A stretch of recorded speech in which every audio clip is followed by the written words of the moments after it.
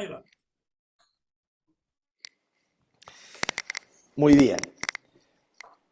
Bueno, la vez pasada habíamos dejado un tema pendiente. Yo les había dicho de que si podían, buscaran algo sobre el poema de Gilgamesh. Eh, el poema de Gilgamesh es uno de los escritos más antiguos y más difundidos. Es, digamos, tal vez en los albores de la literatura y de la escritura, y era un poema muy, pero muy conocido.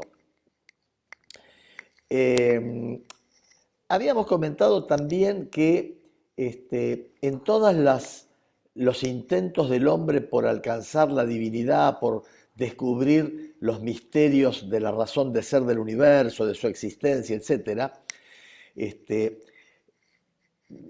desarrollaban cosmogonías, o sea, formas imaginarias de creación del universo, pero todas estas cosmogonías necesariamente debían ir precedidas de teogonías, o sea, de historias de dioses que después van a dar forma al universo.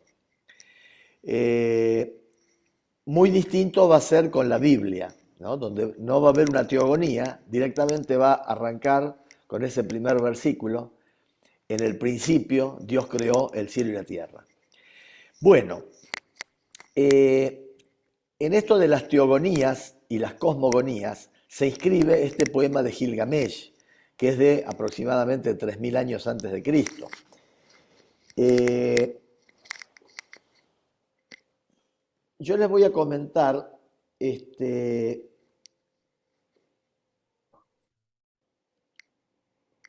la Biblia. No es que aparece de repente Dios baja y le dicta a un señor que escribe. No, la Biblia se va, digamos, gestando dentro de un pueblo con la intervención de Dios, pero un pueblo que está en una geografía, en un momento histórico, inmerso en un mundo. Y por supuesto que los fenómenos externos a la Biblia de algún modo le llegan. Entonces, este poema de Gilgamesh, vamos a comentar un poquito de él. Es un poema babilónico, en realidad es sumerio, que se va transmitiendo. Habíamos dicho que en la antigüedad tuvo mucha fama, estaba muy difundido. Habíamos hecho la comparación como el cuento de Caperucita Roja ahora, que lo conocemos todos, en todos los idiomas, en todos los pueblos. Ese poema surge en un lugar muy particular, pero por esos avatares de la civilización impactaron a todas las civilizaciones, incluida a Egipto. Del poema de Gilgamesh hay versiones en todos los idiomas antiguos perdidos. Y de cada uno vamos a encontrar miles de tablillas, porque en aquel entonces se escribía en tablillas de arcilla, que se las cosían, la típica escritura cuneiforme. Bueno, es uno de los textos más representativos. Dijimos que es uno de los primeros textos de la humanidad. Era la historia de una persona que era requerida por los dioses para que vaya a conseguir la inmortalidad de los hombres. Una persona le encomendaron conseguir la inmortalidad para los hombres. Va a buscar la inmortalidad para los hombres y la consigue, porque la inmortalidad estaba en un árbol. Acá empiezan a aparecer algunas semejanzas con símbolos bíblicos del Génesis, el árbol. Y entonces él arranca ese árbol, se lo lleva. Cuando llega a mitad de camino tiene sed, se detiene, deja el árbol a un costado, se agacha, bebe el agua y se queda dormido. Entonces viene una serpiente, le roba el agua y así los hombres perdieron la inmortalidad para siempre. Este es el relato de Gilgamesh. Muy bien. Luego, sigue la historia, va a aparecer una mujer de mala fama, que en una taberna, esta mujer era más sabia que este hombre, y le dice: lo que pasa es que la vida eterna no es para los hombres, eso es cosa de dioses. Ella lo consuela y aquí termina la primera parte del poema de Gilgamesh. Bueno, es inevitable acordarnos la serpiente en el paraíso, la mujer, y en la tablita 11 de Gilgamesh, la conocida tablita 11 de Gilgamesh, nos cuenta una historia dentro de la historia. Nos cuenta otro momento realmente impresionante. Hay un personaje que se llama Enkidu, que es el héroe, es requerido por los dioses para que salve a la humanidad, porque los dioses están muy enojados con la humanidad y van a hacer caer un enorme diluvio. ¿Les suena eso? Entonces los dioses le dan las instrucciones y las medidas para que construya un arca y que dentro ponga una pareja de cada animal. Enkidu lo hace y así se salva la humanidad. Bueno, esto más literal, imposible, suena perfectamente a la historia de Noé.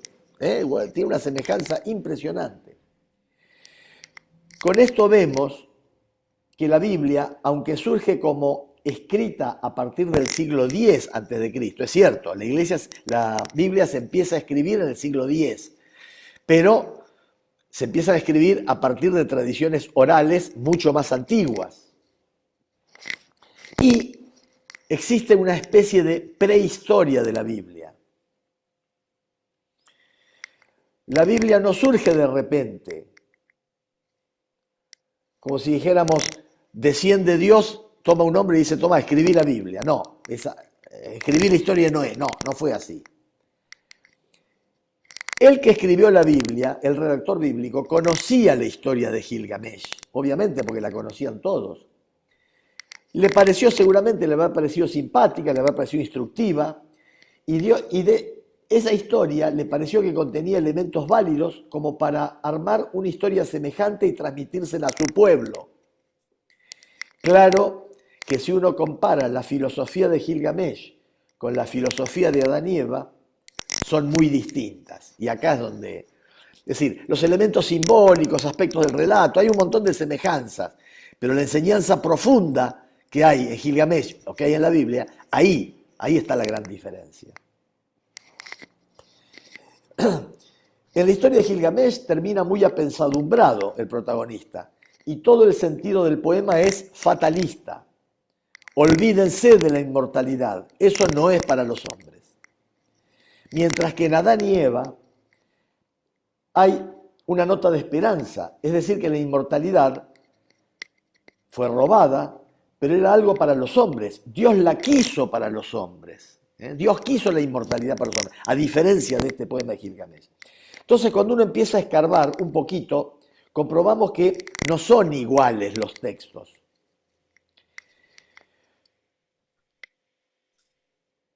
No se copiaron, pero sin duda que el autor de Adán y Eva se inspiró mucho en los símbolos de Gilgamesh, y ni que hablar del autor del Arca de Noé. Estos autores se preocuparon por los detalles teológicos, que en un caso tiene un sentido y en el otro tiene otro sentido. Con esto vemos un pequeño ejemplo de hasta qué punto la Biblia tiene una prehistoria. Ahora, el hecho de que haya textos semejantes en el contexto histórico no quiere decir que todos los textos digan lo mismo. Los propios textos bíblicos no solo son diferentes en cuanto a su sentido, en cuanto a su significado, de esos otros textos en los cuales a lo mejor se inspiran, sino que además son a veces diferentes entre sí según la época en que fueron compuestos. Vamos a ver un ejemplo de Génesis capítulo 7 en adelante, donde dice, no es necesario, digamos, ir a la Biblia, acá yo tengo más o menos copiado, dice, Noé entró en el arca, la lluvia estuvo descargando 40 días y 40 noches. Y uno cuando sigue leyendo espera que la historia continúe. Y dice, en aquel mismo día entró Noé en el arca. Y el relato es como que volvió para atrás. Entra Noé de nuevo, como si no hubiera entrado ya. ¿Qué es lo que está pasando? Si uno lee linealmente el texto, se encuentra con esto, que Noé entró, llovió 40 años, después dice, y Noé entró en el arca.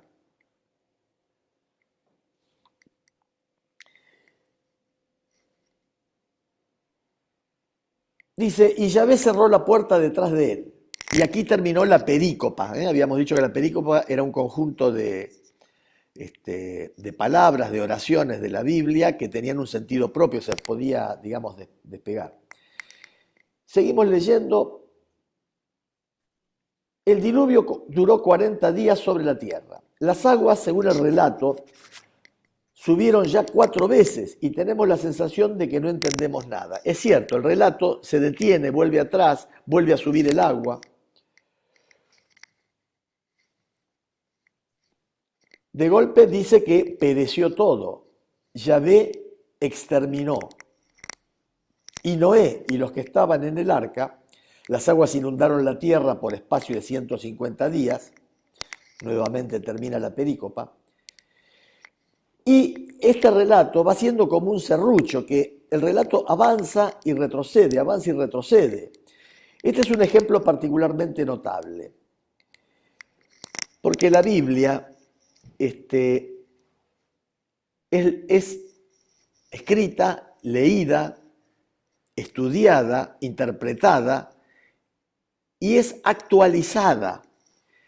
El sentido profundo de la palabra profeta es aquel que actualiza la escritura y le hace decir a la escritura lo que el hombre contemporáneo necesita. Ese mismo texto del Éxodo, el profeta lo va a actualizar en las distintas épocas. Y esto pasó con el relato del arca de Noé. Los profetas lo iban actualizando. La Biblia no solo reelaboró la literatura externa a sí misma, tomó de Gilgamesh, tomó de otros relatos, no solo eso, sino que además se fue reelaborando a sí misma. No solo tomó poemas externos, sino que le pidió prestados su esquema, su estilo, y a veces lo reelaboró, le dio un nuevo sentido. Algunos fragmentos de la Biblia, particularmente importantes o que el autor o que la época lo sintió como importantes, lo reelaboró. ¿Y qué hacían? ¿Escribían otro libro? No, reescribían sobre el mismo libro. De allí aparecen las intercalaciones. Nosotros habíamos visto, ¿se acuerdan cuando hablamos en el Éxodo?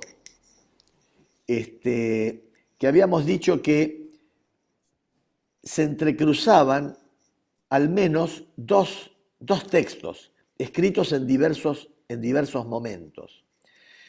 Hay un relato del Éxodo escrito alrededor del año 1000 a.C. y hay otro escrito aproximadamente en el siglo VI a.C. por el grupo sacerdotal, ¿no? Estando en el destierro. Y yo voy a leer ahora 2 pedacitos, uno del siglo X y otro del siglo VI, para compararlos. El del siglo X dice: anunciaron al rey de Egipto que el pueblo había emprendido la huida. El faraón y sus servidores cambiaron de idea a propósito del pueblo y dijeron: ¿qué hemos hecho? Hemos dejado que Israel abandone nuestro servicio. Preparó su carro y tomó a su pueblo consigo. Tomó 600 carros escogidos y todos los carros de Egipto con sus oficiales. Ese es el texto. ¿Cómo? ¿Qué texto es? Esto es Éxodo 14, versículo 15. 14:5. Del 5 al 7. Le anuncian al rey de Egipto que el pueblo había emprendido la huida. El faraón y los servidores cambiaron de idea. En el 7 dice: tomó 600 carros escogidos y todos los carros de Egipto con sus oficiales. Bueno, a continuación, los versículos 8 y 9, hablando de lo mismo, miren cómo va a presentar la escena. Va a decir así: el Señor endureció el corazón de Faraón, rey de Egipto, que persiguió a los hijos de Israel. Los hijos de Israel que salían con la mano levantada. Los egipcios los persiguieron, los alcanzaron cuando acampaban a orillas del mar. Todas las tropas del faraón, sus jinetes, sus fuerzas, cerca de Fejirot, delante de Baal Zephón. Bueno, es interesante que en el primer relato, el faraón, por el pueblo, en fin, por un conjunto de cosas, dice, ¿qué hemos hecho? O sea, se están yendo los judíos, vamos a tomarlos de nuevo. Esa es una forma de verlo. La otra es, el Señor endureció el corazón del faraón. Acá el protagonista de la acción es Dios. Es Dios el que hace actuar al faraón y a todos los personajes del relato.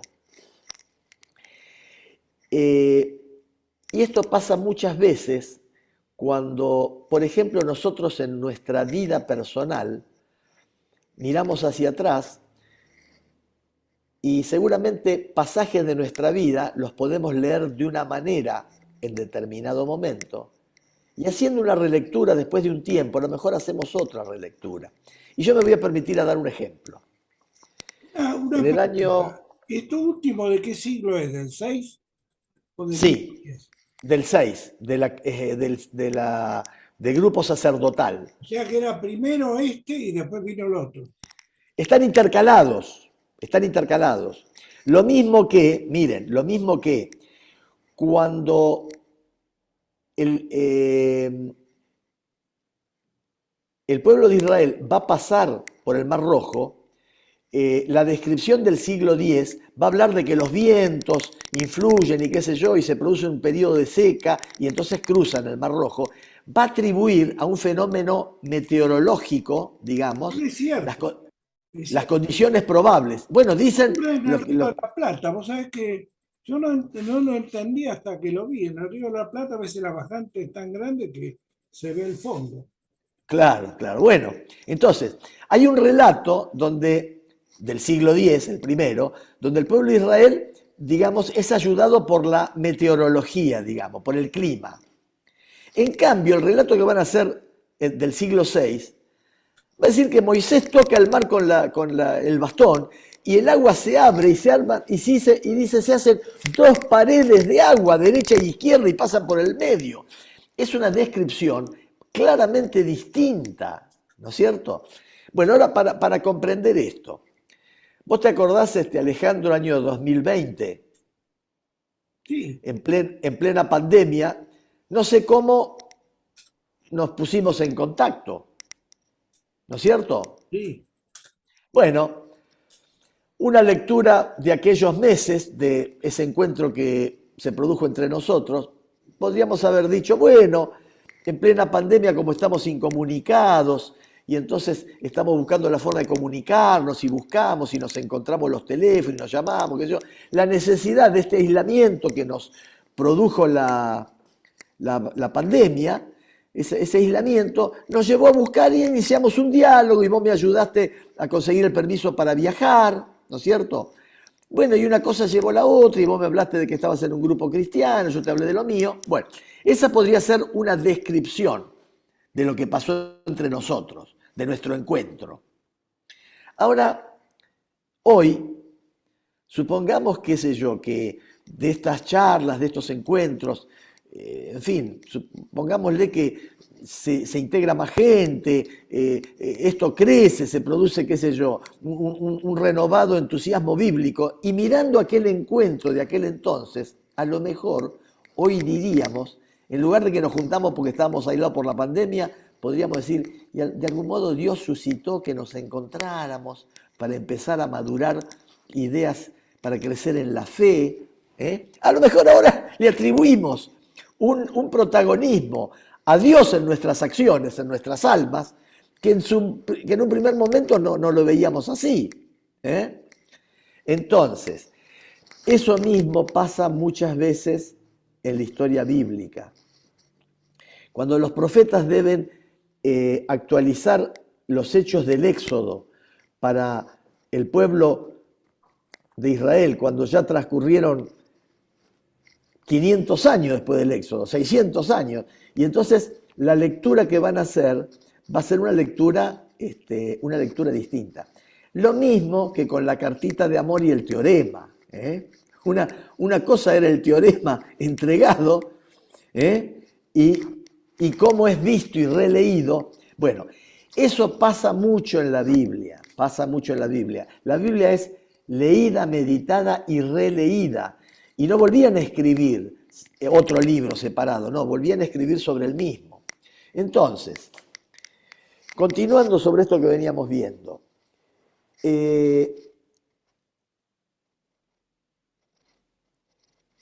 esto que el autor escribió del tema, el autor original del tema del diluvio, según el momento en que van actualizando este texto, van considerando importantes distintas notas del texto. Por ejemplo, en un momento dado escriben que el agua había subido mucho. Sin embargo, el que lo reescribe después a lo mejor quiere dejar constancia de cuánto había subido el agua, y le añade una medida, por ejemplo, le pone 15 codos. Entonces, lo que este autor necesita de precisión, al otro no le pareció importante, pero a este sí le pareció. Entonces, acentuar un aspecto u otro, lo mismo que en el texto del Génesis, hay un autor que le pareció importante apuntar que había una pareja de cada animal, ¿no? De cada tipo de animal. En cambio, en otro momento del relato del Arca de Noé, habla de animales puros e impuros. No los catalogó por parejas.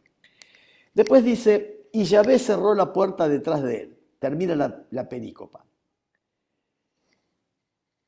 Y luego un primer autor dice, murieron todos los seres vivientes. Yahvé exterminó a todos los seres vivientes, dice el segundo autor. Fíjense, una cosa es decir, murieron todos los seres vivientes, otra cosa es decir, Yahvé exterminó a todos los seres vivientes. Lo mismo que el faraón, viendo el pueblo, mandó, dice, ¿qué hacemos? Se van los israelitas, vayan a buscarlos, los carros, todo. Otra cosa es que Yahvé endurece el corazón del faraón y entonces el faraón dice, no lo vamos a dejar salir.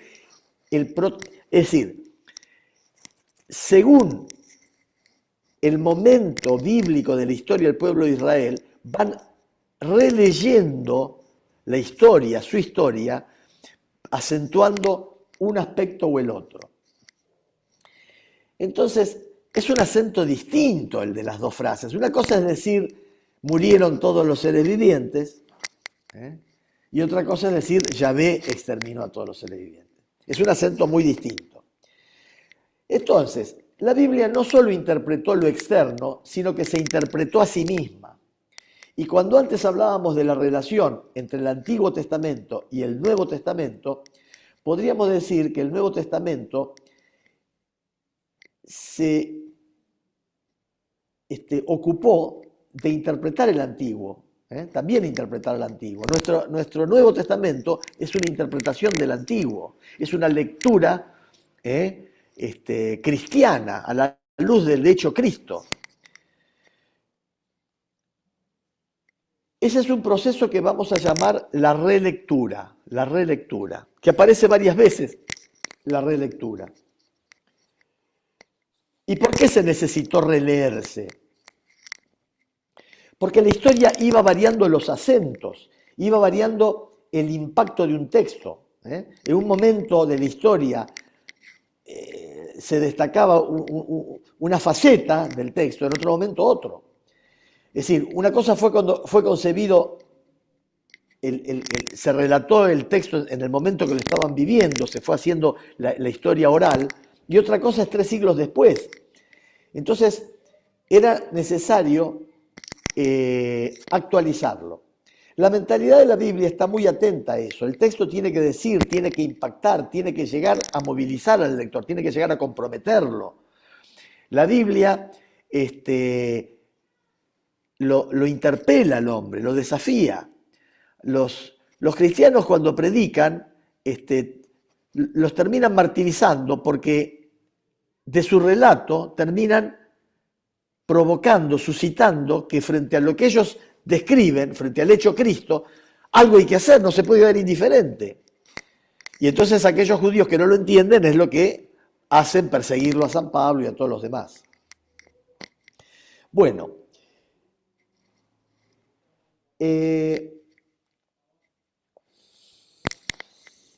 entonces habíamos visto entonces que esta lectura y relectura de la Biblia la va reescribiendo. Si me permitís, Juan Carlos, Sí, sí, adelante. muy cortito, ¿eh? Sí, sí, por favor. No, pienso que eso de la relectura también cabe para la vida de cada uno de nosotros, ¿no? Claro, Yo muchas claro. veces he pensado en circunstancias de mi vida Sí, y he pensado que por ahí lo que yo creí que había decidido yo, por ahí lo decidió Dios. claro, claro, Ya. claro. Uno a veces cree, no, yo tomé esta decisión, tomé esta otra, pero no sabe si la tomó uno, la tomó Dios por uno. Así que, Bueno, sí, mira, yo particularmente, cuando terminé el catecismo y tomé la primera comunión, iba a la congregación mariana, era una institución, digamos, de la iglesia para chicos, y yo llevaba una cinta celeste y blanca con la medalla de la Virgen de la Medalla Milagrosa, ¿no? Y después de ese tiempo, yo empezó el secundario, me aparté de la fe, ¿no? Y entonces, digamos, toda mi vida yo decía, bueno, ¿qué pasó? Bueno, la ciencia me pareció más interesante para explicar cómo era la vida, los misterios, ¿no? Y entonces dejé la fe. Esa podría ser una lectura. Hoy, hoy yo haría otra lectura y yo diría, me aparté de ese grupo donde tenía la Virgen de la Medalla Milagrosa que me cuidaba, y al apartarme perdí esa protección y entré en zona de peligro. Es decir, vería otra forma, ¿no? Y casualmente, cuando evoco esos momentos de mi niñez como momentos de una fe en mí, una fe, digamos, primitiva, ingenua, sana, pero pura, claro, y bueno, y entonces le pido a la Virgen, hay muchos testimonios, ¿no? De que la Virgen de la Medalla Milagrosa precisamente concede muchos beneficios y muchas protecciones de la fe. Pero claro, eh, esto de leer y releer la misma vida de uno, ¿eh? Creo que en algún momento habíamos dicho, en el segundo concilio de Orange, siglo VII, VIII, Orange, ahí en el norte de Europa. Fue un concilio de varios obispos, no ecuménicos, pero de varios obispos. Y entre otras cosas, allí se definió que todo lo bueno, todo lo santo, todo lo valioso, todo lo virtuoso, todo lo meritorio, sobre todo en torno de la fe que hay en el hombre, es porque lo suscitó Dios en uno. Son semillas que plantó Dios. La iniciativa fue de Dios. Es esa frase sintetizada de Jesús que va a decir, sin mí nada podéis. Entonces, el hecho, por ejemplo, nosotros decir, bueno, congreguémonos como lo hacemos ahora para leer la Biblia, compartirla, para crecer, para rezar, en fin, ese deseo, esa voluntad es suscitada en nuestras almas por Dios, digamos. En nosotros estará, frente a esa semilla, ese deseo plantado por Dios, el responder con mayor o menor entusiasmo, poniendo más medios o menos medios, pero todo aquello bueno que hay en nosotros es iniciativa de Dios. En nosotros las iniciativas nuestras generalmente son contrarias a lo que Dios quiere, salvo cuando, bueno, respondemos amorosamente a los llamados de Dios. Pero todo lo bueno que hay en nosotros es porque Dios lo puso. Todo aquello del Evangelio que nos suscita amor, nos acerca al relato evangélico, nos acerca a Dios, nos acerca a Jesús, nos acerca a todas las verdades de la fe. Todo eso, y bueno, es Dios en nosotros. Por eso no tenemos que dejarlo pasar a la ligera. Cuando todo eso tenemos que tratar de capitalizarlo, tenemos que tratar de que no pase sin nuestros compromisos. Es como el viento que lo tenemos que de algún modo, como el viento. Esa frase que dice que Dios manda el viento, pero uno tiene que orientar la vela. Tiene que desplegar la vela y orientarla para que ese viento haga mover. Poner un molino para aprovechar. Claro, claro, claro. Bueno, entonces, nuestra tarea a partir de ahora va a ser descubrir el surgimiento de Israel. Alguna vez vos hablaste, Alejandro, de cuándo surge Israel. Ese es un tema muy, pero muy lindo. Y no es tan fácil abordarlo, pero lo vamos a hacer. Vamos a tratar de apresar el momento en el que surge Israel. ¿Por qué caminos se llega a Israel? ¿Cómo empieza a aparecer este pueblo en la historia de la humanidad?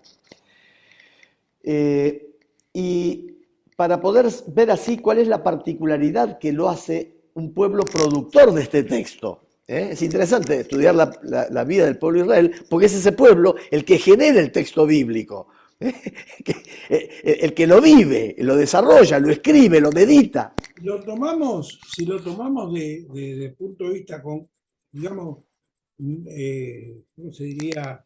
Histórico. Denominativo. Sí. Israel, la palabra Israel aparece cuando Dios le cambia el nombre a Jacob. Y le dice, desde ahora te llamarás Israel. Sí.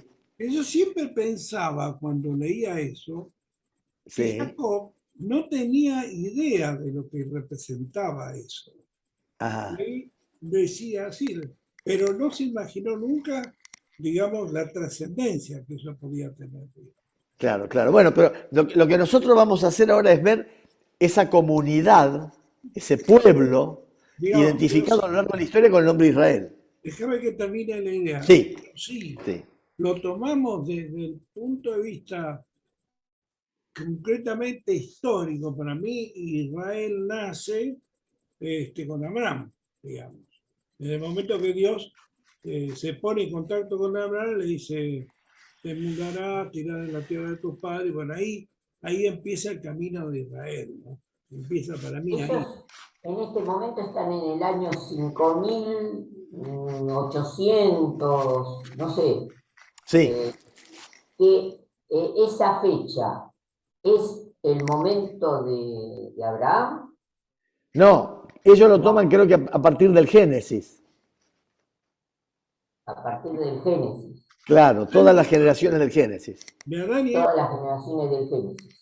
Sí, sí. Que no son tantas. Y así. Sí, que tiene poco de histórico en el concepto histórico que le damos hoy a la palabra histórico. No nos olvidemos que la historia como ciencia nació hace poquito. Claro. Igual el pueblo de Israel fue el que más, de todos los pueblos, el que más quiso medir el tiempo. Ajá. Ahora, en realidad... Bueno, pará, no, los babilonios medían, los asirios, ojo, tenían la astronomía, Eso se lo escuché a un sacerdote, que decía que el pueblo de Israel estaba muy interesado, digamos, más que otros pueblos, en el tiempo. Sí. Había pueblos, como el egipcio, que les interesaba por el tema de las cosechas. Claro. A todos les interesa, claro, sí. Comercial, digamos. Claro, sí, seguro. Pero registros históricos de Adán y Eva no existen, digamos, históricamente hablando. No hay. No. Registros históricos no hay. No. Pero sí hay, podemos decir que registros históricos de Abraham debe haber algo. Bueno, vamos a ver, yo le propongo hacer el análisis que vamos a hacer ahora, para tratar de llegar a alguna conclusión.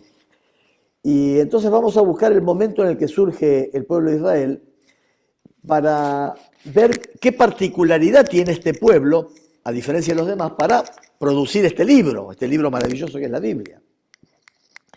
Nosotros, por nuestra fe, sabemos que el pueblo de Israel es el pueblo elegido.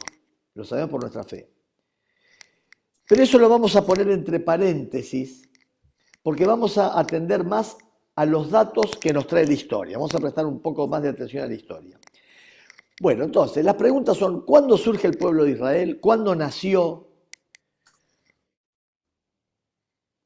¿Y cuándo hace nacer Israel la Biblia? ¿Cuándo Israel hace nacer la Biblia? Israel hace nacer la Biblia con Abraham. Israel hace nacer la Biblia con Abraham. Abraham está ubicado aproximadamente en el siglo XVIII a.C. y las tribus, como distribución espacial en la tierra de Israel, están ubicadas en el siglo XII a.C. Acá estamos hablando de 6 siglos de diferencia. Otro podría decir que Israel surge en Egipto en el periodo de esclavitud. Y otro podría decir que Israel surge en el asentamiento en Israel, cuando se asientan en la tierra de Israel. Y entonces lo anterior, ¿es historia de Israel? Sí y no. Vamos a ver ahora por qué. Vamos a decir que Israel estuvo en Egipto como esclavo. ¿Eso Pero qué siglo fue? ¿Cómo? ¿Qué siglo fue? ¿Cuando fueron esclavos? Más o menos. Y fue aproximadamente en el cuando fueron esclavizados, y en el 1200. Moisés sale en el 1250 con el pueblo. Y ellos ya hacía 4 siglos que estaban esclavizados. O sea, el faraón que lo nombra a José administrador y les da poder, es un faraón. Van pasando los siglos y después viene un faraón que no sabe nada de esta historia y es el que los esclaviza. Bueno, entonces, decir que Israel estuvo en Egipto como esclavo es una formulación simplificada. Sería lo mismo que decir que los argentinos tuvimos como antecedente la fundación del Virreinato del Río de la Plata. Es un antecedente, ¿pero por qué? Porque sabemos lo que sigue. Israel estuvo como esclavo en Egipto porque después empezó a existir un pueblo que se llamó Israel. Por eso lo podemos decir. Y cuyo antecedente lo remontamos hasta el periodo de la esclavitud. Es muy importante no imaginarnos que Abraham era una persona vieja, casado con una persona que se había hecho vieja y que encima era estéril. Y que tuvo un hijo y que de ese hijo todo el bloque de Israel empezó a actuar como en masa, en conjunto. Vamos todos a Egipto, volvemos de Egipto, nos instalamos en la tierra, nos exilian. Esta es la imagen de la historia, pero no es. Todo indicaría que no fue tan así. Egipto no tenía como esclavo al pueblo de Israel, sino que tenía un montón de esclavos, porque el pueblo de Israel todavía no existía, y esos eran esclavos, pero entre un conjunto de mayores esclavos. Estaban los que después van a ser Israel, pero había muchos más esclavos. No es que eran solo los judíos los esclavos. Todo lo que digamos de Israel puede ser o antes o después de que haya empezado a existir históricamente como pueblo. Lo que es antes es en función de, y lo que es después es consecuencia de. Pero vamos a elegir un punto en el cual nació Israel.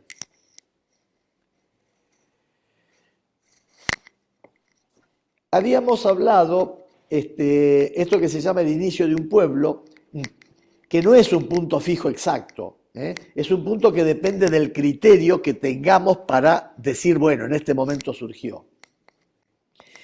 Pero hay muchas formas de establecer cuándo surge un pueblo. Por ejemplo, uno puede decir que un pueblo tiene comienzo cuando nacen sus símbolos que lo representan, su bandera, ¿no es cierto?, su escudo, que lo expresan, y entonces pongo fechas, ¿no? Nosotros tenemos la creación de la bandera, tenemos la asamblea del año 13, la Revolución de Mayo, la Semana de Mayo, el 9 de julio, tenemos fechas y símbolos. Pero vamos a manejar un criterio. Y acá, digamos, al adoptar un criterio para la historia de Israel, después vamos con ese criterio, vamos a decir, acá comienza la historia de Israel. Martin Heidegger, filósofo, en una de sus obras, empieza a plantear un problema de interpretación y es muy obvio que se está generando un círculo. Entonces detiene la obra y dice, nos encontramos ante un círculo y el pensamiento es la lógica que nos obliga a eludir los círculos. Pero el círculo es la fiesta del pensamiento, decía Heidegger. El criterio que tomo para decidir cuándo nace el pueblo de Israel y después cómo eso se cierra sobre sí mismo para mostrar ese nacimiento. Bueno, si nosotros adoptamos un criterio, de algún modo influimos sobre el resultado, porque el resultado va a tener que ver con el criterio que usamos para decir cuándo nació Israel. Pero probemos de pensar un criterio y vemos cómo se ilumina toda la historia de Israel a partir de ese criterio. Y yo decido antemano, entonces, ¿cuándo va a nacer el pueblo de Israel? Voy a adoptar un criterio netamente teológico. A mí me interesa, desde el punto de vista de la historia de la fe, del pueblo elegido, entonces el criterio va a ser teológico, muy distinto de otros pueblos. Otros pueblos tienen historias militares, historias civiles, historias legales, pero no, en Israel vamos a adoptar un criterio teológico. Yo digo que Israel es el pueblo de Dios porque a mí me interesa Israel desde esa perspectiva. No me interesa el Israel como una entidad política, o en oposición a Egipto, o en oposición a Siria o a Babilonia. Me interesa Israel desde la perspectiva de mi fe. Israel es el pueblo de Dios. ¿De qué Dios? ¿De qué Dios? Bueno, Israel, si tuvo algo de peculiar en su historia, es afirmar un determinado Dios, al cual llamamos Yahvé. En el lenguaje bíblico, ese Dios se llama Yahvé. Vamos a tomar como inicio de Israel no el momento en que los relatos nos dicen que existe Israel, sino el momento en que Israel decide adoptar a Yahvé como Dios nacional. Hay un momento en que Israel decide libremente adoptar a Yahvé como su Dios nacional. Y eso está registrado en la Biblia. Ni siquiera cuando Israel recibe la revelación de ese Dios, sino cuando Israel decide que ese Dios es su Dios. A mí se me puede revelar Dios y puedo no aceptarlo. Ahora, ¿en qué momento yo paso a ser un cristiano? ¿Cuándo empiezo a ser un cristiano? Cuando acepto que esa revelación me afecta, me toca. Cuando yo decido que ese Dios, que se llama de tal modo, porque me lo reveló hace 30 años, ese Dios hoy pasa a ser mi Dios. Es muy difícil encontrar en un pueblo esto. Lo que pasa es que la Biblia contiene en particular un relato en donde nos marca ese instante en que Israel decide que Yahvé es su Dios. No solo un Dios, ni el más grande, sino el suyo, el personal, el Dios nacional, el de ellos. Y ese relato se encuentra ubicado en Josué 24. Josué 24.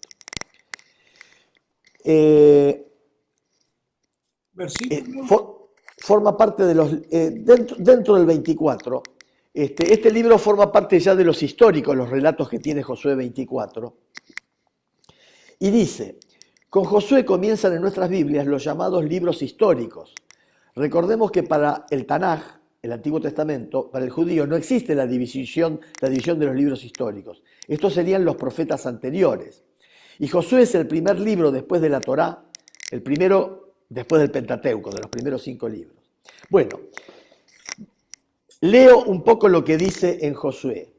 Dice así: Josué reunió a todas las tribus de Israel en Siquem,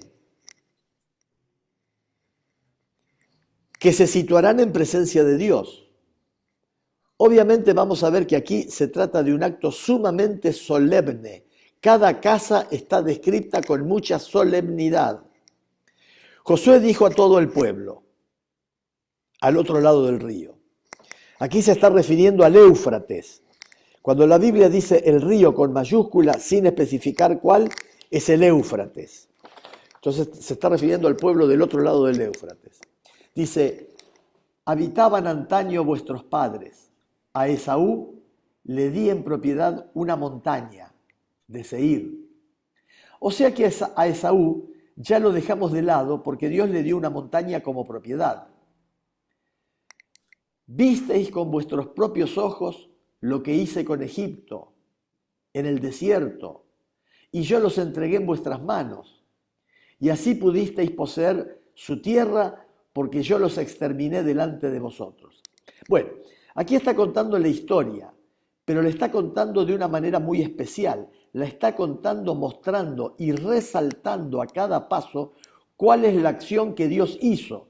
Acá no se trata solo de lo que pasó, sino quién hizo lo que pasó. ¿Quién fue el protagonista de lo que ellos vivieron? Es muy típico del lenguaje profético, y esto se va perfilando ya en algunos libros de la Torá y en algunos libros históricos, pero particularmente en los profetas, ese cambio continuo de sujeto que pasa a hablar el profeta o Dios indistintamente, de tal manera que en determinado momento uno pierde la dimensión de quién es el que habla. Eso es parte del estilo profético. Muchas veces el profeta dice, habla él en primera persona y otras veces dice, Yahvé dice. Entonces se nos mezcla cuando habla Yahvé o cuando habla Dios. Sí. Bueno, te quiero comentar que hoy, por ser hoy en particular, quedarían 12 minutos, porque menos cuarto tengo que terminar, sí o sí. Muy bien. Pensándolo, nada más. Dale, Sí, dale, sí. dale. Bueno, perfecto. Bueno, vamos avanzando. Entonces, es decir que la definición misma de profeta, esa simbiosis, la vamos a llamar con la voluntad de Dios. Es decir, el profeta expresa de tal manera la voluntad de Dios que la expresa en su propio nombre. El profeta habla y a veces dice, Yahvé dice, y otras veces él dice, y está hablando en nombre de Dios. Entonces dice, clamaron por ejemplo entonces a Yahvé, y uno diría, me llamaron y accedí. Ven que aquí hay un cambio, y ese cambio va a ser continuo, y lo van a notar en todo el relato. Es un relato que si bien no pertenece a un libro profético en nuestras Biblias, pero en la hebrea sí. La época de composición está muy influida por el estilo profético. En el Tanaj no hay libros históricos. Bueno, aquí hay una enumeración de pueblos, pero para que a ustedes les suene más como dice, esto sería algo así.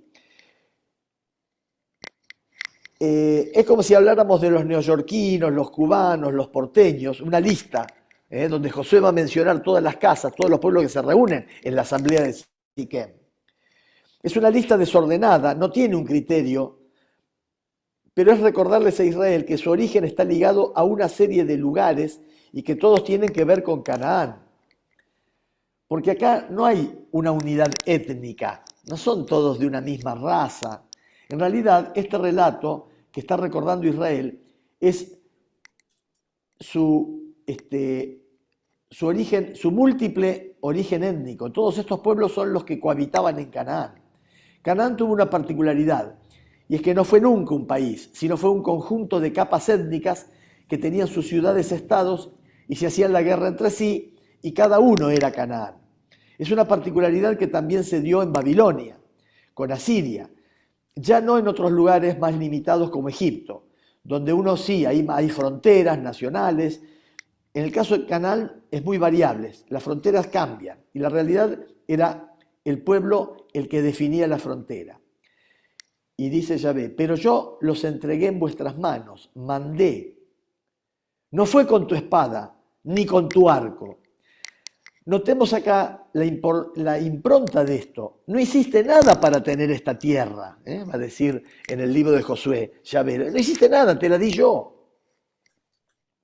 O sea, es una tierra que no les costó fatiga.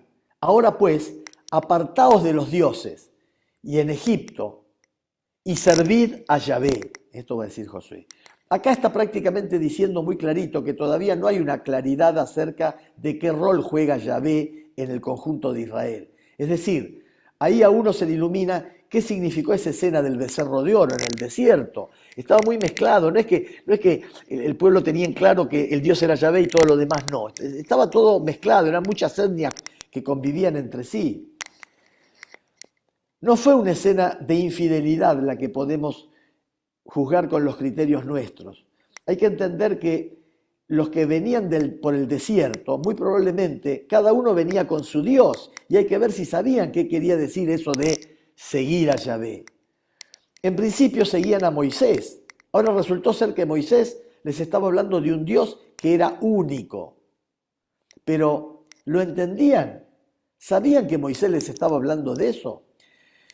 Pero si no os parece bien servir a Yahvé, elegid hoy a quién habéis de servir, o a los dioses a quienes servían vuestros padres más allá del río, o a los dioses de los amorreos en cuyo país habitáis ahora. Yo y mi familia serviremos a Yahvé. Esto es lo que dice Josué. Fíjense qué momento interesantísimo. Dice, estaban estos dioses, estaban los demás, ¿verdad? Yahvé nos hizo esto, nosotros serviremos a Yahvé. Es un momento importante. Y dice, ahora tienen la oportunidad de pasar a ser el pueblo de Yahvé, o se apartan de Yahvé. Y ahora va a venir la razón de por qué tiene que ser tan tajante la decisión. El pueblo respondió, lejos de nosotros abandonar a Yahvé, lejos de nosotros abandonar a Yahvé, para servir a otros dioses, porque Yahvé es nuestro Dios, es el que nos hizo subir a nosotros y nos hizo triunfar por todos los pueblos que pasamos. Esto se lee todo seguido, porque esto es una formulación que está dando, no se trata de una historia, se trata de una respuesta en donde el pueblo se apropió de lo que Yahvé les acababa de decir. Esto es como una especie de credo. Así como nosotros tenemos nuestro credo, los judíos tienen sus credos, porque ellos tienen más de una fórmula. Los credos judíos son todos pequeñas historias. Yahvé nos sacó de la tierra de servidumbre y nos hizo subir a una tierra que emana leche y miel. O sea que siempre se va repitiendo ciertos clichés, ciertas frases. Y esto es el equivalente de nuestro credo. Es una formulación que parece contarnos una historia, pero lo que está expresando es una acción de Dios en favor del pueblo. Digamos que es una afirmación de que eso que Yahvé dijo, yo me lo apropié. Bueno, para ir cerrando, esto sigue, porque este texto conocido como la Asamblea de Siquem, que lo vamos a considerar como el nacimiento del pueblo de Israel, porque es el momento en que libremente aceptan servir a Yahvé, y esto guarda una cierta semejanza con la historia personal. Por ejemplo, la mía. A mí me enseñaron la existencia de Dios, me hablaron del Evangelio, me enseñaron de Jesucristo, me dieron una enseñanza. Y todo eso quedó en mí. Fue transcurriendo la vida y en un momento dado, por la acción de Dios, es desempolvado eso que me habían enseñado. Y eso que a lo mejor yo venía siguiendo por tradición, por historia, por lo que fuera, y que después abandoné, de repente decido servir a Dios voluntariamente, conscientemente, ahora sabiendo de qué se trata. Y ese es el momento en el que nace la fe madura en la persona. Eso es lo que pasó en Israel. Eso es lo que pasó en Israel. Por su madurez, en ese momento, en ese instante preciso de la asamblea de Siquem, ellos deciden servir a Yahvé. Bueno, pues ya estamos en el tiempo, ¿no, Alejandro? Sí, sí, ya yo Ya diría que estamos. tenemos Bueno, bueno, dedicado entonces todo el grupo. háganme acordar, hay otros aspectos muy importantes a destacar de esta asamblea de Siquem, donde el pueblo conscientemente, ellos de viva voz dicen, seguiremos a Yahvé. Porque fíjense que, ¿cómo es la historia en el Éxodo? Moisés les dice, hagan esto, hagan lo otro, y se quejan, murmuran, se retoman, adoran el becerro. Son conductas díscolas, errantes, van para acá, van para allá. Acá no, acá se produce en forma solemne Lo un que hecho muy importante que va a ser rubricado por el formato que vamos a leer cuando me toque de nuevo. es muy importante lo que comentaste porque cuando uno lee lo del becerro de oro, si lo piensa como que todo el pueblo está imbuido en la adoración a Jehová, no No, se claro, entiende. no. Claro, Pero no se entiende, no se entiende. Lo que pasa es que eran muchas etnias, que cada una tenía sus dioses, sus tradiciones, sus no, aparte historias. hay otra cosa que yo pienso que esa gente había pasado muchas pruebas, digamos.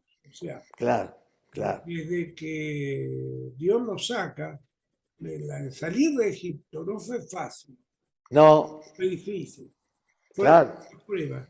Y como que en ese momento el pueblo quería celebrar, quería festejar, quería claro, derrochar, como digamos. Claro. claro, Y entonces se metieron en una fiesta que no agradó a Dios, porque por ahí claro, podían haber buscado una fiesta, y para cómo no estaba Moisés para guiarlo, decirle, no, muchachos, esto no agrada. claro. Y bueno, Claro, pero no había una fe monolítica claramente además, establecida.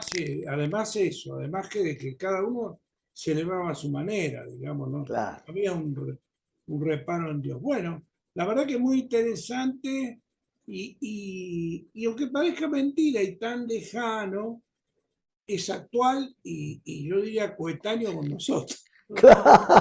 claro, claro, claro, claro.